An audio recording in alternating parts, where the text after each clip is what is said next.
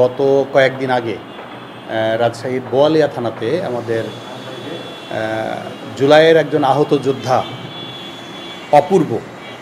অপূর্ব একটা মামলা দায়ের করছে।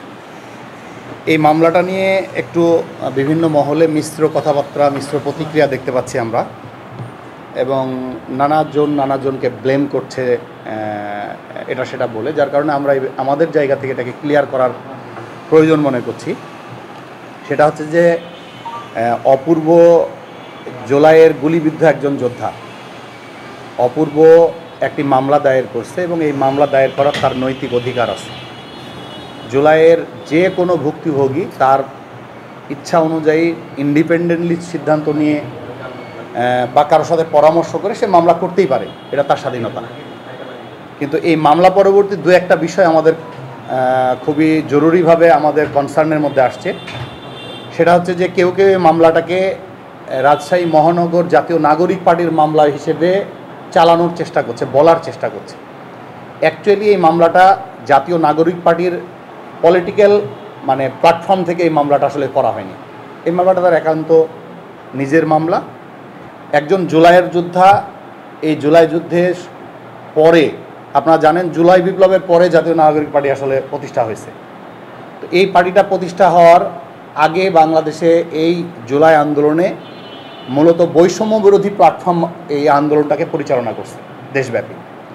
তো ওই বৈষম্য বিরোধী প্ল্যাটফর্মের সাথে বাংলাদেশের যে জুলাই বিপ্লবপন্থী যে রাজনৈতিক দলগুলো ছিল, বিএনপি ছিল, জামাত ছিল, সবাই এই আন্দোলনের মধ্যে অংশগ্রহণ করছে এবং প্রত্যেকটা দল থেকে সরাসরি এবং ব্যক্তি পর্যায়ে প্রায় 27টা মামলা এই রাজশাহী শহরে হয়েছে। পরবর্তী সময়ে কেউ সময় নিয়ে ফ্যাক্ট চেক করে মামলা করতেই পারে। অপূর্ব তারই ধারাবাহিকতায় মামলা করছে এবং এই মামলা করতে গিয়ে অপূর্ব সব দলের সাথেই হয়তো বা কমিউনিকেশন করছে আমাদের জানা মতে। অন্যান্য রাজনৈতিক দলের কাছ থেকে সে জুলাই আহত হিসেবে সে সহযোগিতা নিয়ে থাকতে পারে, এটা তার অধিকার এবং তার পাশে দাঁড়ানো সকল দলেরও দায়বদ্ধতা আছে আমরা মনে করি। এবং আমাদের কাছে যে খবরগুলো খুবই উদ্বেগজনক খবর, সেটা হচ্ছে যে এই মামলাটা করার পর থেকে জুলাইয়ের একজন আহত সৈনিক মামলাটা করার পর থেকে সেও নিরাপত্তাহীনতা ভুগছে। মামলাটা করার পর তাকে বিভিন্ন মহল থেকে নানাভাবে হয়তো বিভিন্ন কথাবার্তা বলা হচ্ছে। তো সেখানে 2-3টা জিনিস আমরা ক্লিয়ার করতে চাই। এক নম্বর হচ্ছে যে এই মামলার জাতীয় নাগরিক পার্টি দলের পক্ষ থেকে মামলাটা করেনি। না করলেও যে আহত মামলাটা করছে সে আহত মামলা করার কারণে যদি বিপদগ্রস্ত হয় আমরা তাকে সাপোর্ট দিব। এটা আমরা কখনোই মেনে করবো যে একটা মামলা করার পরে সে নিরাপত্তাহীনতায় ভুগবে। মামলা করা তো হয়েছে ম্যাক্সিমাম যারা এই জুলাইয়ের আন্দোলনে, জুলাই বিপ্লবের এই গণঅভ্যুত্থানের বিপক্ষে অবস্থান নিয়েছিল তাদের বিরুদ্ধে। আওয়ামী লীগ এবং আওয়ামী লীগের দোসর আওয়ামী লীগকে ওই সময় হেল্প করছে। তো কোনো কারণে এই মামলা করতে গিয়ে কোনো নিরপরাধ ব্যক্তির ভিতরে পড়েছে কিনা এটা আমার অবগত না। থাকলে তদন্তে অবশ্যই সেটা উঠে আসবে। তদন্ত সাপেক্ষে সেটা এখনও আপনার মামলার যে এজাহারটা লেখা হয়েছে এটা তদন্ত সাপেক্ষে আদালত গ্রহণ করবে, তখনও এগুলো প্লাস মাইনাস হওয়ার সুযোগ আছে যদি এরকম কেউ হয়। কিন্তু আমরা রাজশাহী মহানগর জাতীয় নাগরিক পার্টি মামলাটা করিনি, 1 নম্বর। আর 2 নম্বর কথা হচ্ছে যে আমাদের কাছে আরও বিষয় আসছে যে আসামি যাদেরকে করা হয়েছে তাদের অনেককে ভয়ভীতি প্রদর্শন করা হচ্ছে। তাদেরকে কেউ আপনার এই মামলা থেকে অব্যাহতি দেওয়ার ক্ষেত্রে বাদীর সাথে কথা বলে সুবিধা দেওয়ার কারণে টাকা পয়সা দাবি করা।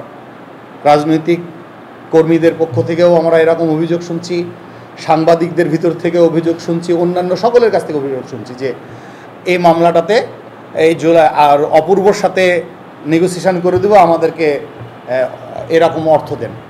এই ব্যাপারগুলো আমাদের কাছে খুবই উদ্বেগ আছে। আমরা আইন শৃঙ্খলা বাহিনীর কাছে এই মামলাটা অনেক হোমওয়ার্ক করে মামলাটা নেওয়া হয়েছে তাই আমরা জানি। এবং আপনারা জানেন বেশ কিছুদিন না, এই কিছুদিন আগে স্বরাষ্ট্র মন্ত্রণালয় থেকে একটা প্রজ্ঞাপন জারি হয়েছে যে জুলাই কেন্দ্রিক কোনো মামলা করলে একটা কমিটি গঠন হবে।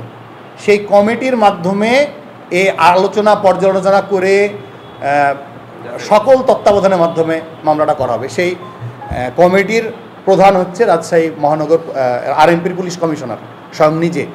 তাহলে এখানে একটা গবেষণা করে মামলা হয়েছে, এই মামলাতে যদি কেউ এরপরেও তো ভুল হইতে পারে, সেক্ষেত্রে তারা আইনের প্রক্রিয়াতেই তদন্তের মাধ্যমে আমরা বের হয়ে যাবে বলে আমরা মনে করি।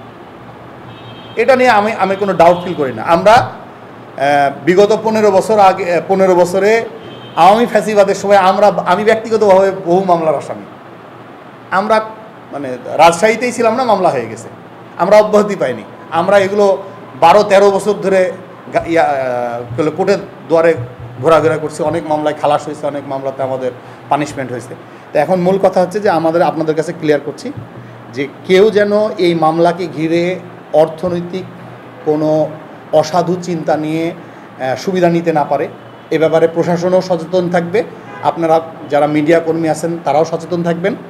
আমরা রাজনৈতিকভাবে এই মামলাটা করিনি, তবে অপূর্ব জুলাইয়ের যেহেতু যোদ্ধা, আমরা তাকে মনে করি যে তার পাশে প্রশাসন থাকবে, মিডিয়া কর্মীরা থাকবে, আমরাও তার পাশে থাকবো, তাকে যেন কোনোভাবে কেউ থ্রেটের মধ্যে না নিয়ে আসতে পারে, এটা আমাদের নৈতিক দায়িত্ব। আর